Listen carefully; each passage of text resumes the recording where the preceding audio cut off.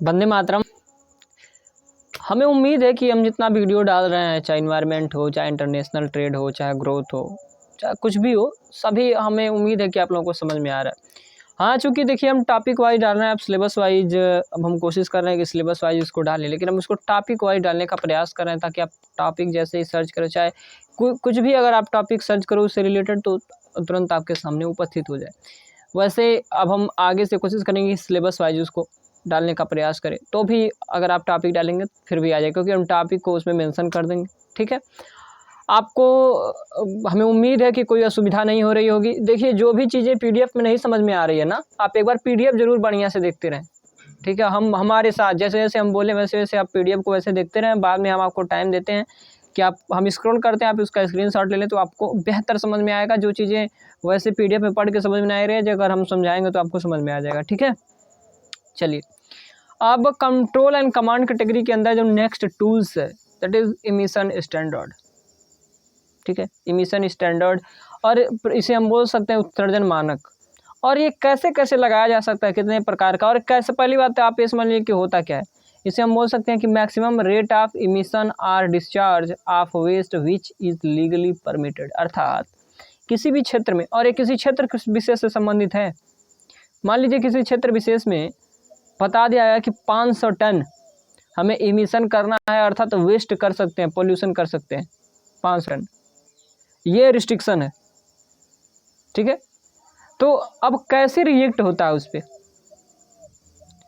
अन्य अन्य कंपनियों पे अलग अलग जैसे रिस्ट्रिक्शन उसी के हिसाब से। इसे मान लीजिए एक तो तय हो गया कि 500 होना चाहिए, तो सबके लिए तय किया जाएगा कि इतना आपके लिए, इतना आपके लिए, इतना आपके लिए। ठीक है, इस प्रकार से स्टैंडर्ड लगते हैं। हमें उम्मीद है कि आप लोगों को ये सारी चीज़ें समझ में आ रही होगी अब धीरे धीरे। अब हम इमिशन स्टैंडर्ड में ये होता है मैक्सिमम लिमिट होता है कि आप कितना उत्सर्जन कर सकते हैं। ये किसी विशेष कंपनी रखती है। पहले तो सरकार एरिया चुनती है और उस एरिया में परमानेंट सबसे पहले सेट करती है कि इसमें इतना स्टैंडर्ड होना चाहिए, इतना होना चाहिए, इतना pollution, that is standard. Maximum limit, that is standard, कि कम से अधिक 500 टन पोल्यूशन होना चाहिए, दैट इज़ मैक्सिमम स्टैंडर्ड। और फिर उसके अकॉर्डिंग सभी को लगाती है, सभी कंपनी पे, कि आपको 100 यूनिट आपको मैक्सिमम उत्सर्जन करना है वेस्ट का, दैट इज़ आल्सो स्टैंडर्ड। ठीक है, हमें उम्मीद है कि आप लोग समझ में आ रहा होगा। अब इसी स्टैंडर्ड क्यों लगाती है, ताकि जो वेस्ट डिस्पोजल का, टोटल वेस्ट डिस्पोजल का TWDC, और कि उसके बराबर, उसका मतलब क्या होता है कि MTCC प्लस TDC, तो ये क्या हो, कम हो, मिनिमम हो, सोशली डिजायरेबल हो, लोगों को उससे बीमारी ना हो। ठीक है, चलिए अब ये इमिशन स्टैंडर्ड 4 प्रकार के हो सकते हैं, जैसे आप पीडीएफ में देख सकते हैं। सबसे पहला है standard in terms of quantity या आर वॉल्यूम, दूसरा है परफॉर्मेंस स्टैंडर्ड, तीसरा एम्बिएंट, एंड चौथा है टेक्नोलॉजी स्टैंडर्ड। चलिए लाइन वाइज हम देखते हैं। ठीक है, सबसे पहला standard in term of quantity and volume. देखिए, क्वांटिटी मतलब जो सॉलिड चीज़ें बन रही है, वॉल्यूम मतलब जो लिक्विड है। तो सॉलिड चीज़ें जो भी क्वांटिटी में बन रही है, जो लिक्विड वॉल्यूम के में बन रही है, ठीक है, ठीक है, तो उसमें हम ये लगाते हैं कि आपको इतना क्वांटिटी वेस्ट जनरेट करना है, उससे ज़्यादा नहीं हो सकता, उससे ज़्यादा हम नहीं कर सकते। और या वॉल्यूम के रूप में कि आपको इतना, मतलब कि वॉल्यूम के रूप में इतना आपको पोल्यूशन करना है, उससे ज़्यादा वेस्ट इमिशन नहीं कर सकते। दूसरा परफॉर्मेंस स्टैंडर्ड, परफॉर्मेंस के हिसाब से देखते हैं हम कि किस कंपनी का कैसा परफॉर्मेंस है, उसके हिसाब से उस पर हम स्टैंडर्ड का इम्पोज करते हैं, उसके हिसाब से हम उस पर स्टैंडर्ड लगाते हैं। ठीक है, मानक लगाते हैं, लिमिट लगा, स्टैंडर्ड मतलब मैक्सिमम लिमिट वेस्ट या इमिशन करने का। ठीक है, तो परफॉर्मेंस के हिसाब से उसके हम इमिशन लगाते हैं, बैरियर लगाते हैं कि उसका परफॉर्मेंस कैसा है, हमको परफॉर्मेंस को और बेहतर बनाना चाहते हैं। और मुख्य रूप से तकनीकी से संबंधित है, ताकि उसका जितना बढ़िया तकनीक होगी उतना ज़्यादा क्या होगा, जितना बढ़िया तकनीक होगी उतना कम इमिशन होगा, तो उस हिसाब से उस पर मानक लगेंगे। और जितना बुरी तकनीक होगी, ठीक है, तो उसका इमिशन बहुत ज़्यादा होगा, तो उस हिसाब से उस पर लगेंगे। ठीक है, इमिशन के चार्जेस लगेंगे। नंबर तीसरा एम्बिएंट स्टैंडर्ड, ये ऐसा स्टैंडर्ड होता है, देखिए ये किस प्रकार, कितना बढ़िया स्टैंडर्ड, सबसे फेमस है ये एम्बिएंट स्टैंडर्ड। जैसे मान लीजिए कि ये बताया गया है कि हवा में ना, जैसे मान लीजिए हवा में जो SPA में है ना, सस्पेंडेड पार्टिकुलर, जो सस्पेंडेड पार्टिकल हैं, वो मतलब लिमिट किया जाता है कि इतने से कम नहीं होना चाहिए, इतना ज़्यादा एयर पोल्यूशन नहीं होना चाहिए, इतना ज़्यादा उसमें सारी चीज़ें जो भी सारी पॉल्यूशन है वो नहीं घुला होना चाहिए। ये अभी हम देखेंगे, अभी आगे कोई टेंशन की बात नहीं है, अभी हम पूरा एग्जाम्पल लेके इसको पूरा बेहद बखूबी तरीके से हम इसको देखने वाले हैं, ठीक है। एम्बिएंट स्टैंडर्ड कि ये भी इसमें कई सारे, इसमें सबके संबंध में एयर पोल्यूशन, वाटर पोल्यूशन, ठीक है, सॉलिड पोल्यूशन, ठीक है, ये सब पे हम देखते हैं कि सॉलिड पोल्यूशन इतना नहीं होना चाहिए, लिक्विड पोल्यूशन इतना नहीं होना चाहिए, और एयर पोल्यूशन ये सब पे लगता है। जितना भी एग्जाम्पल आप यहाँ पे एक इम्पॉर्टेंट करके लिख, जितना भी इंडेक्सेस बनते हैं, air indexes, air pollution standard index, ये सारे एम्बिएंट स्टैंडर्ड पे, इस एम्बिएंट मानक पे आधारित होते हैं, ठीक है। और दूसरा मान लीजिए एक और है कि कोई भी अगर फैक्ट्री या कोई भी फैक्ट्री नदी में रिलीज कर रही है ना, रिलीज कर रही है, तो उसके सुधार के लिए भी, मतलब वेस्ट रिलीज करे तो उसके सुधार के लिए भी काम आता है। ये तय करता है कि जो इसकी ऑक्सीजन लेवल है ना, ऑक्सीजन लेवल वो 3 ppm से कम नहीं होना चाहिए। तो उस हिसाब से वो स्टैंडर्ड, अर्थात ये ऐसा मानक होता है, एक सेकंड, ये ऐसा स्टैंडर्ड होता है जो आपको वेस्ट कंसंट्रेशन के लिए, ठीक है ना, वेस्ट कंसंट्रेशन के लिए, वेस्ट कंसंट्रेशन, ठीक है, आप लोग समझिए। वेस्ट कंसंट्रेशन मतलब जो आपके पास वेस्ट जनरेट हो रहा है उसकी जो संकेंद्रण है ना, पोल्यूशन या प्रदूषण का संकेंद्रण, आप इसे हिंदी में बोल सकते हैं प्रदूषण संकेंद्रण, संकेंद्रण, ठीक है। प्रदूषण संकेंद्रण मतलब प्रदूषण का इकट्ठा होना, ठीक है। पूरा पूरा बहुत ही लो तरीके से समझा रहा है ताकि आपको समझ में। प्रदूषण का इकट्ठा होना, खराब चीजों का इकट्ठा होना, उसे प्रदूषण संकेंद्रण। तो एक मात्रा तय करता है कि इससे ज्यादा प्रदूषण इकट्ठा नहीं होना चाहिए। जैसे नदी में उसकी ऑक्सीजन की मात्रा 3 ppm से कम नहीं होनी चाहिए, अर्थात जो उसमें वेस्ट डाले ना तो उसकी ऑक्सीजन की मात्रा कम होती है वहाँ, तो उसी से तय हो जाता है कितनी कम नहीं होना चाहिए। तो वो जो जितने भी लोग हैं, जितने एमिशन करता है, वो अपना एक एफर्ट लगाएंगे ताकि उसे कम ना हो, नहीं तो पेनाल्टी बहुत ज़्यादा देनी पड़ती है उसके लिए, ताकि फिर नहीं करेगा वो। तो इस तरीके से है, ठीक है, हमें उम्मीद है।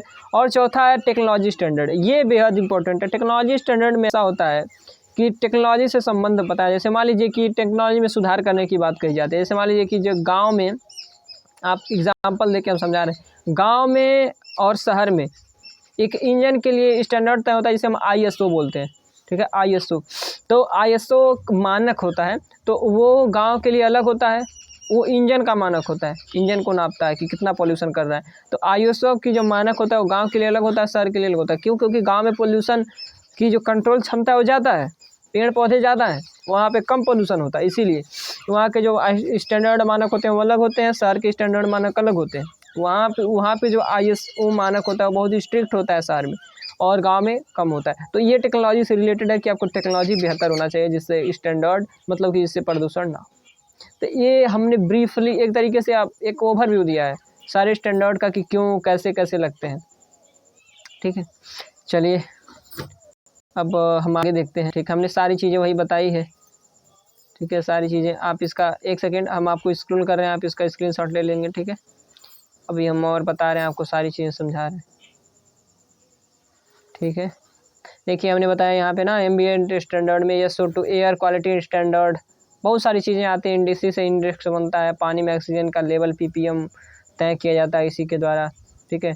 तो सस्पेंडेड पार्टिकुलेट मैटर हमने बताया, SPM के बारे में हमने बताया कि SO2 NO2 हवा में कितना घुलना चाहिए, ये सब हमने बताया। ये किससे रिलेटेड है? एम्बिएंट स्टैंडर्ड के लिए, ये कंसंट्रेशन तय करता है। टेक्नोलॉजी स्टैंडर्ड में हमने बताया कि it is like performance standard, और फिर इस मानकों का उद्देश्य होता है कि प्रदूषण नियंत्रण के लिए किसी विशिष्ट प्रदूषण नियंत्रण तकनीक का उत्पादन विधि को प्रोत्साहन करना, जिसमें वर्तमान में सबसे अधिक प्रचलित है, जो वर्तमान में सबसे अधिक प्रचलित है। ये केस स्टडी में देखिए, केस स्टडी में अधिकतर हम देखते हैं EPO, इन्वायरमेंट प्रोटेक्शन एजेंसी, जो अमेरिका में हर राज्य में भी है, आप बोल सकते हैं हर राज्य में है। कितना वो इन्वायरमेंट पे बहुत ज़्यादा ध्यान दे रहे हैं वो लोग, ठीक है। तो एयर क्वालिटी के अंतर्गत जो प्रावधान दिए गए हैं EPA में, उनके ध्यान में रखते हुए यह व्यवस्था मतलब अपनाई गई है, और वायु गुणवत्ता का स्तर मतलब तय किया जाता है इसी के अनुसार कितना होना चाहिए। ये सारी चीज़ें हमने आपको पहले ही बताया। और ये 2 तरीके से होता है। जब बाद में आगे उन्होंने देखा, मतलब कि जब उन्होंने रिसर्च किया, तो उन्होंने पाया कि जो electric based thermal power plant है, अर्थात जो इलेक्ट्रिक बनाते हैं कोयला के द्वारा थर्मल पावर प्लांट, उससे क्या हो रहा है, उससे ज़्यादा मतलब पार्टिकुलेट, सॉलिड पार्टिकुलेट हवा में मिलते हैं, उससे एयर पोल्यूशन होता है। ठीक है। तो दो प्रकार के प्लांट होते हैं, एक बड़ा होता है, एक स्मॉल होता है। तो जो बड़ा, वही चीज़ें हम समझा रहे हैं। तो जो बड़ा पावर प्लांट है ना, तो वो ज़्यादा एमिशन करता है बड़े बड़े पार्टिकुलेट का, लेकिन जो छोटा एमिशन होता है ना, छोटा वाला, वो कम, मतलब कि वो पोल्यूशन करता है लेकिन बहुत बारीक कण का पोल्यूशन करता है। तो इसी को ध्यान में रखते हुए जो एयर पोल्यूशन के लिए जो कण होते हैं उनको 2 या 3 कैटेगरी में बांटा गया है, ठीक है। आप इसको ध्यान से रखिएगा। तो ये तय किया गया ना कि बड़े प्लांट तकनीक में चेंज लाएं जिससे उत्सर्जन धीरे धीरे कम हो, इसे 12 साल में की अवधि में जो चेंज होगा वो 70, देखिए ये बताया गया। और ईपी के द्वारा जब इसका एप्लीकेशन किया गया तो ये देखा गया कि जो बड़े थर्मल पावर प्लांट है, छोटे थर्मल पावर प्लांट के द्वारा ही सबसे ज़्यादा उत्सर्जन हो रहा है। तो उन्होंने सबसे पहले बड़े के लिए ना उत्सर्जन तय किया और फिर छोटे के लिए किया। तो जब बड़े के लिए जब उत्सर्जन मानक तय किया तो ये बताया गया है कि अगर बड़े जो प्लांट है वो 12 साल के अंदर, ऐसा नहीं चेक बैक करना है अंदर उन्हें टेक्नोलॉजिकल कुछ ऐसा चेंज करना होगा ताकि एमिशन कम हो। और इससे ये देखा गया कि उससे उनके 70% जो पॉल्यूशन होगा वो कम होगा 12 साल में। और दूसरा, उसके बाद जब बड़े पे हो गया ना तो फिर छोटे पे लगाएगा। छोटे पे क्यों लगाएगा कि जो छोटे पार्टिकुलेट होता है ना उससे लंग्स की जो दिक्कत होती है, सफोकेशन, मतलब सांस फूलना, सांस लेने में जो दिक्कत होती है, इस प्रकार की प्रॉब्लम आ सकते हैं जो छोटे छोटे पार्टिकुलेट जो छोटे थर्मल प्लांट से निकलते हैं। इसीलिए कारों का इंजन हमने बताया कि ISO जो स्टैंडर्ड मानक होता है वो गाँव में अलग और शहरों में अलग अलग होता है, टेक्नोलॉजी स्टैंडर्ड से रिलेटेड है, ठीक है। ये कौन सा है, ठीक है, ये टेक्नोलॉजी स्टैंडर्ड से रिलेटेड है। कौन, ISO जो स्टैंडर्ड मानक होता है गांव में और शहर में। तो सबसे प्रचलित ये भी है। इस मानक का अर्थशास्त्र क्या है, हम इसे कैसे स्टैंडर्ड, मतलब हम कैसे स्टैंडर्ड तय करते हैं। तो स्टैंडर्ड तय करने का बस एक ही है, हमने सारी चीज़ें बता दी है आपने। हमें उम्मीद है कि आप इसका स्क्रीनशॉट लेते चल रहे हैं। एक बार स्क्रीनशॉट ले लें, वीडियो को पॉज करके भी ले सकते हैं स्क्रीनशॉट, और फिर वैसे लास्ट में हम फिर इसको स्क्रॉल करेंगे, आप उसकी चिंता ना करें, ठीक है। भी आप समझे। तो वर्तमान में जो सबसे प्रचलित है ये भी है, कौन सा, टेक्नोलॉजी स्टैंडर्ड। और इमिशन स्टैंडर्ड कैसे बनाया जाए, यहाँ पे अगर आप देख सकते हैं ना कि मान लीजिए कि जो इमिशन स्टैंडर्ड है ना वो 40 तय किया गया, 40। तो ये तय तो हो गया, और ये तय कैसे होता है, वो तय कैसे होता है, इसका निर्धारण सोशल ऑप्टिमम लेवल से होता है। और इसके लिए हमने 50 अब तक भी जितना वीडियो पीछे बताया, बहुत सारी में हम बता चुके हैं कि इसका निर्धारण सोशल ऑप्टिमम लेवल कैसे प्राप्त करें प्रदूषण का। जब TWDC equal to TCC plus TDC सबसे कम होगा जहाँ, वहाँ पे social optimum level of pollution हो। कई बार हमने बताया उसमें। अब हमें उम्मीद है कि आप लोगों को मतलब उसको समझने में दिक्कत तो नहीं होगी। तो जहाँ पे MCC MDC को कट करता है वहाँ पे MCC इक्वल टू MDC होता है, और वहाँ पे सबसे कम कास्ट होगा क्योंकि TWDC वहाँ पे सबसे कम होती है, ठीक। चलिए अब हम देखते हैं कि मान लीजिए कि तय किया गया कि उस एरिए में 150 तक उत्सर्जन मानक है, ठीक है, 150।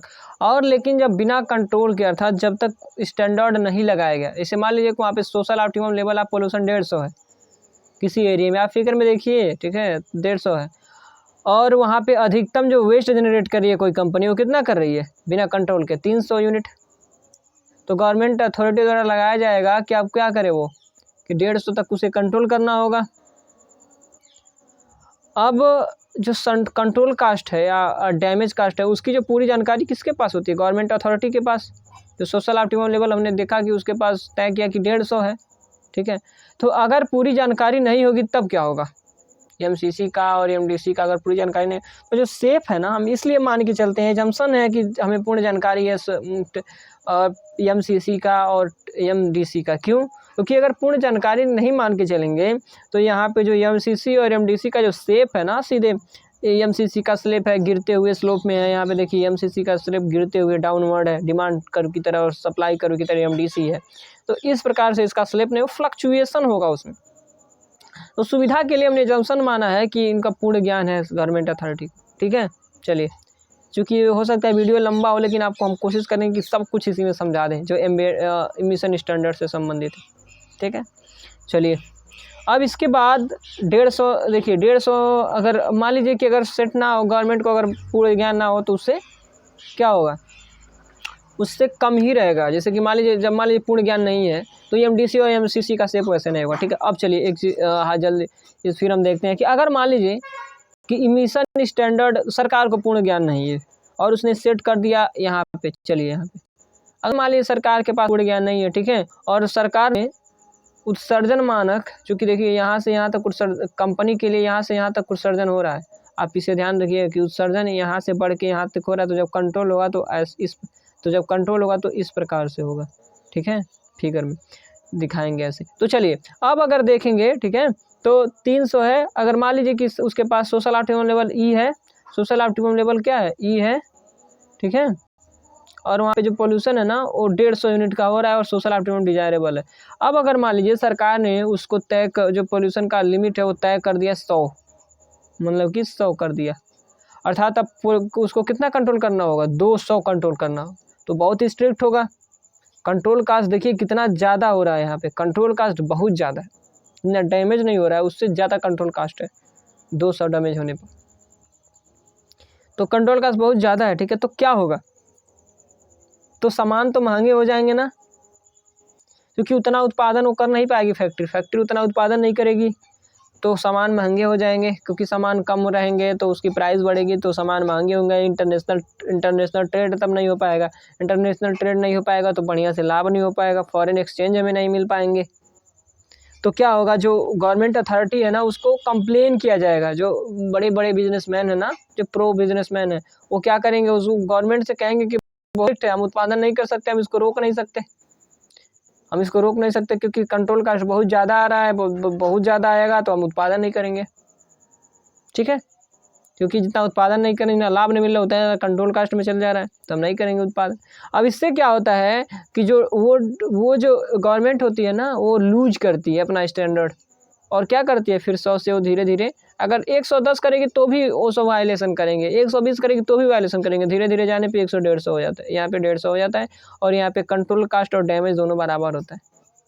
ठीक है, तो अगर अपूर्ण ज्ञान हो तो भी अपने आप ऐसी स्थिति बनेगी कि अपने आप उस पर मतलब कि सोशल ऑप्टिमम लेवल पे पहुंच जाएंगे। और ऐसा हो कि अगर मान लीजिए गलती से सरकार ने क्या किया कि एम्बिएंट स्टैंडर्ड जो भी स्टैंडर्ड इमिशन स्टैंडर्ड वो तय कर दिया 145 175।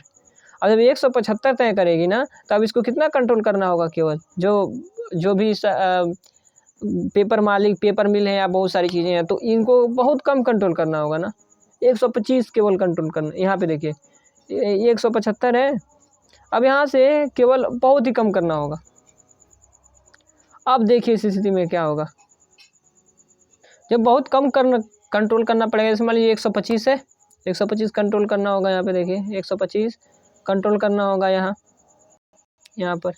अब 125 कंट्रोल करना होगा, चूँकि 175 तक कार्बन एमिशन की छूट है, तो 125 ही केवल तो यहाँ पे देखिए जो कंट्रोल कास्ट है बहुत कम है, लेकिन डैमेज बहुत ज़्यादा हो रहा है। जो डैमेज बहुत ज़्यादा हो रहा है इन्वायरमेंट का, तो जो प्रो इन्वायरमेंट है अर्थात जो पर्यावरण वाले लोग हैं, जो NGO चलाते हैं, नॉन गवर्नमेंटल ऑर्गेनाइजेशन, ठीक है, तो इससे क्या होगा, सोशल जो एक्सटर्निटी नेगेटिव एक्सटर्निटीज बढ़ेगी, लोगों के पास तबीयत बहुत ज़्यादा ख़राब होगी, खांसी, बहुत सारी चीज़ें होंगी।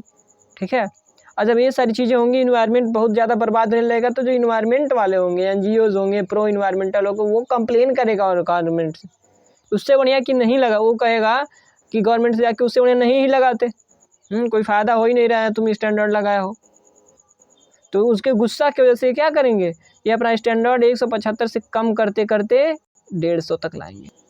तो अपने आप सोशली डिजायरेबल अर्थात अपूर्ण ज्ञान होने की स्थिति में भी धीरे धीरे पूर्ण ज्ञान जैसे होता है फिर सोशल ऑप्टिमल लेवल आ जाता है, दैट इज ई, एंड वहाँ पे W इक्विलिब्रियम में होता है, और वहाँ पे 150 यूनिट क्या होता है, इन्फ्लुएंट निकलता है। इन्फ्लुएंट मतलब वेस्ट एमिशन होता है।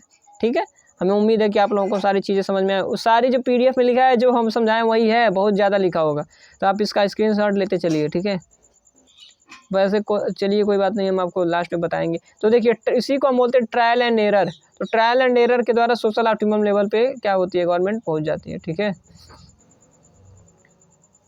बस यही है। अब सरकार ने बस वही सारी चीज़ें हैं। ठीक है, सारी चीज़ें वही हैं। इसी के संबंध में एक एग्जाम्पल है ना जो EPA ने किया है, इन्वायरमेंटल प्रोटेक्शन एजेंसी जो अमेरिका का, उसने क्या किया है, चलिए उसको हम देखते हैं। उन्होंने EPA ने जो अमेरिका का है उसने एक नए मतलब कि न्यू एयर क्वालिटी स्टैंडर्ड बनाने का मतलब प्रयास किया, और स्मॉल पार्टिकल को उसने कहा कि कंट्रोल करना। स्मार्ट पार्टिकल उसको, ठीक है। अब औद्योगिक क्षेत्र में जो चिमनियों से धुआं निकल रहा था ना, धुआं, तो उसको 6.5 बिलियन पर ईयर लागत आ रहा था कंट्रोल का। जो धुआं निकल रहा है तो उसको कंट्रोल करने में जो चिमनी वाले मालिक हैं उनको कंट्रोल करने में $6.5 बिलियन पर ईयर आएगा। तो जो प्रो बिजनेसमैन है अर्थात जो औद्योगिक क्षेत्र के लोग वो क्या कर रहे हैं, इसका विरोध कर रहे हैं एडमिनिस्ट्रेटर ईपीए के। तो एक ईपीए एडमिनिस्ट्रेटर जो थे ना, उन्होंने क्या किया कि ये मतलब कि ऐसा बहुत ज़्यादा लागत, उन्होंने कहा कि ज़्यादा लागत नहीं है, क्योंकि जो टेक्नोलॉजी चेंज करना पड़ेगा उसके लिए ये सारी चीज़ें, मतलब कि जो उद्योग वाले हैं ये परेशान है क्योंकि उनको टेक्नोलॉजी चेंज करना होगा। लेकिन जो स्मार्ट पार्टिकल है, हमने बताया है ना कि यहाँ पे 0.2 से जो स्मॉल पार्टिकल यहाँ पे है ना, एक सेकेंड, स्मॉल पार्टिकल यहाँ पे गैप है, तो यहाँ पे 0.2 लिख लीजिएगा या यहाँ से 0.8 लिख दीजिएगा, ठीक है। तो 0.2 से लेकर 0.8 पार्टिकुलेट है ना, ये लंग्स में जाके बहुत खतरनाक मतलब नुकसान करते हैं। तो जो ये बता रहे हैं अर्थात जो औद्योगिक क्षेत्र के लोग खर्च करेंगे ना यहाँ पे, ठीक है, औद्योगिक क्षेत्र के लोग, ये कौन बोल रहा है, ये जो ईपीए का एडमिनिस्ट्रेटर बोल रहा है, वो कह रहा है कि जो औद्योगिक क्षेत्र जो बिजनेसमैन खर्च करेंगे ना वो 6.5 से 6.8 बिलियन ही खर्च होगा हर साल। लेकिन उससे जो स्वास्थ्य संबंधी खतरा है ना, स्वास्थ्य संबंधी का जो बेनिफिट मिलेगा वो लगभग 120 बिलियन, देखिए हेल्थ बेनिफिट 120 बिलियन डॉलर होगा। तो ये हेल्थ बेनिफिट ज़्यादा है, इसलिए ईपीए उसे लागू करेगी और इसी ईपीए उसे लागू करी बाद में 0.2 से 0.8 ppm। तो सबसे पहले स्टैंडर्ड बड़े पे लागू होता है 10 माइक्रोन इन डायमीटर, 10 माइक्रो पे करंट स्टैंडर्ड, फिर बाद में धीरे धीरे फ्यूचर में 2.5 से भी कम होने लगता है अर्थात सख्त होने लगता है। ये ह्यूमन लंग्स के लिए बहुत खतरनाक होते हैं इसीलिए, ठीक है। अब बाद में क्या होता है कि धीरे धीरे जो खराब चीज़ें होती हैं, सिंपल एंड डायरेक्ट मेथड इसे बोलते हैं, तो धीरे धीरे जो खतरनाक और घातक प्रदूषण तत्व होते हैं उनको बैन कर दिया जाता है, ठीक है। चलिए अब एक चीज़ और हम देख लेते हैं, चूँकि हम जानते हैं कि जो इमिशन स्टैंडर्ड होते हैं वो फ्लेक्सिबल होते हैं, ठीक है, और मोरल भी होते हैं। इनमें कुछ कमियां हैं, रेगुलेटरी लॉज उनके संदर्भ में कमियां पाई गई। इसमें बहुत सारी चीज़ें जिसमें कमियां हैं। इसमें कमियां क्या क्या है कि जो लागू कर स्टैंडर्ड एंड मतलब कि जो स्टैंडर्ड है ना, अर्थात लागू करने के लिए जो भी लागत है ना वो बहुत ज़्यादा आती है, पहला। दूसरा, इसमें ह्यूमन बायसनेस आ सकती है, मतलब पक्षपाती हो सकता है आदमी, कोई इधर कोई इधर। कैसे हो सकता है कि मान लीजिए कि एक नेगलेक्ट में से मान लीजिए कोई आदमी ऐसा है, अर्थात कोई ऐसी सरकार आ गई ना जो चाहती है कि हमारा डेवलपमेंट ज़्यादा हो, इन्वायरमेंट से हमें कोई मतलब नहीं, तो क्या करेगी, वो प्रदूषण करेगी। इसमें मतलब ऐसा स्टैंडर्ड लगाएगी जिसमें से मतलब कि प्रदूषण हो। लेकिन कोई ऐसी आ गई ना जो इन्वायरमेंट फ्रेंडली है, मतलब कोई संत उन्त आ गया वगैरह, अगर प्रधानमंत्री बन गया योगी जी जैसे, तो क्या करेगा। लेकिन योगी जी तो अब उनका खैर वो नहीं है, क्योंकि वो भी डेवलपमेंट चाहते हैं, वो भी चाहते हैं कि विकास हो, तो ठीक है। हम बस वैसे समझाने के लिए बोल रहे हैं। तो मान लीजिए कि कोई ऐसा संत आ गया मतलब कि युद्धानी वगैरह आ गए। अब वो क्या चाहेंगे कि हमारे पास बढ़िया शुद्ध है, क्योंकि अब वो ध्यान कर रहे दिन भर, तो उनको चाहिए कि बढ़िया हवा चाहिए हमको। तो प्रो इन्वायरमेंट होंगे तो क्या चाहेंगे कि बढ़िया हवा हो, तो बढ़िया इन्वायरमेंट हो, उनको डेवलपमेंट से मतलब है नहीं है। तो ऐसा स्टैंडर्ड लगाएंगे, खूब भयानक स्ट्रिक्ट लगा देंगे कि सब कंट्रोल करना है।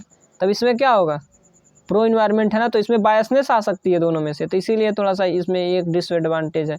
और एक और है कि इसमें तीसरा बैरियर्स टू एंट्री के तरह काम कर सकता है। बैरियर्स मतलब कि जो नई फर्में हैं ना उनको आने के लिए, अब मान लीजिए इतना भयानक स्टैंडर्ड लगा दिए कि जो इस्टेब्लिश हैं वो तो खरीद लिए क्योंकि पैसा कमा रहे हैं बहुत पहले से, लेकिन जो नई फैक्ट्री है ना तो उनके बहुत ज़्यादा पैसा खर्चना होगा, तो आने से डरेंगे, इसीलिए हम बैरियर्स टू एंट्री इसी को बोलते हैं। तो उसमें आने में कतरा सकती है, ठीक है।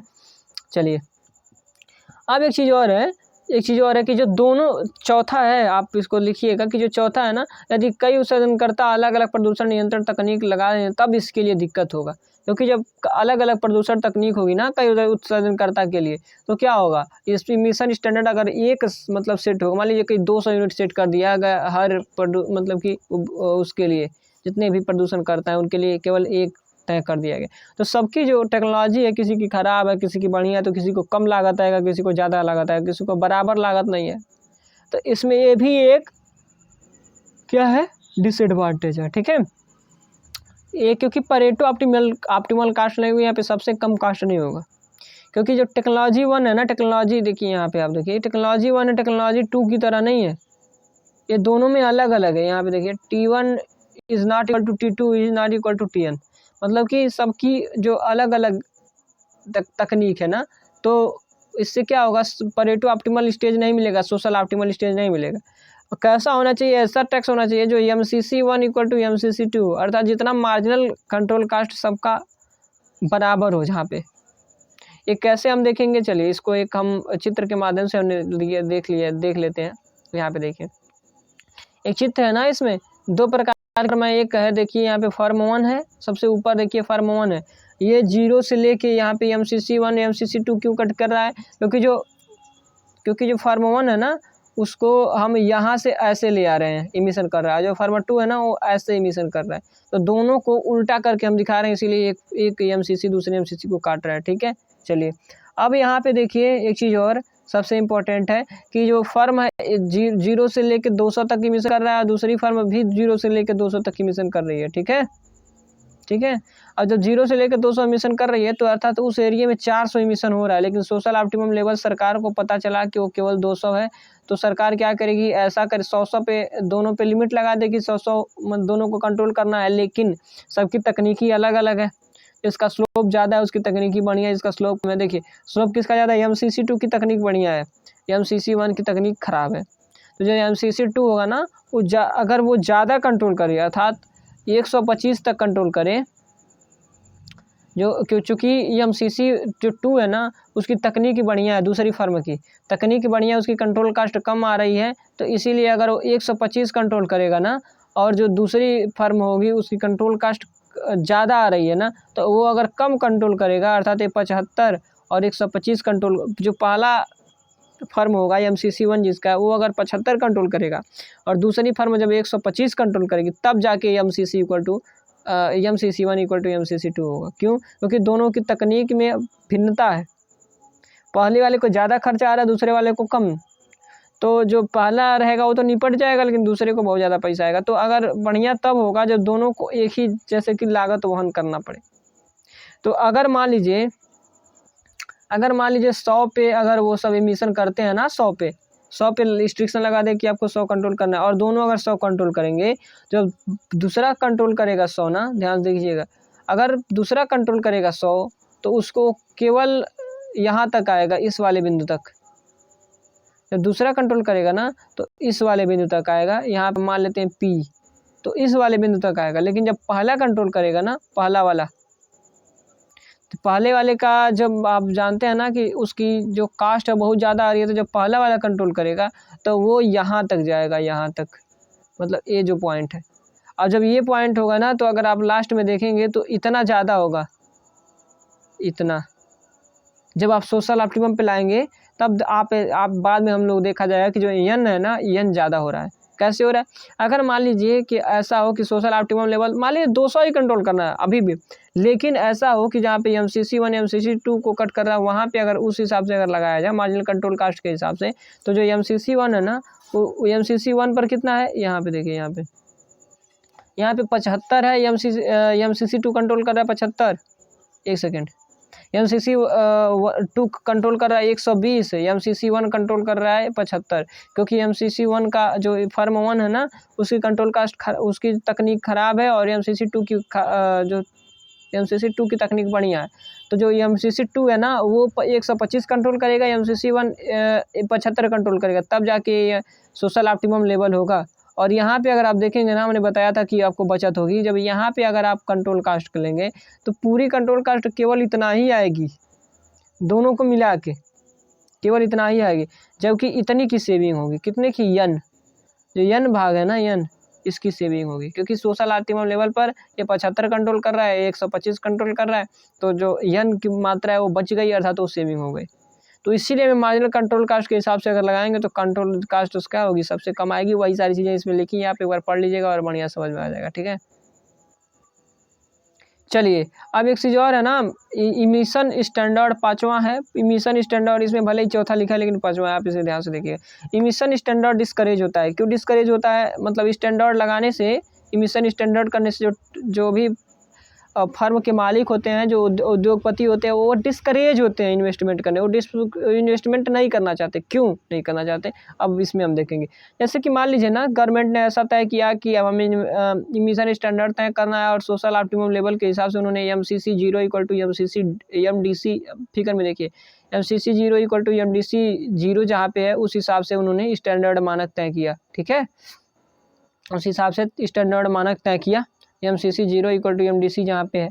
अब देखिए क्या होता है ना, कि जहाँ पे यहाँ पे ई पे संतुलन हो रहा है, WE पे, ठीक है, संतुलन हो रहा है।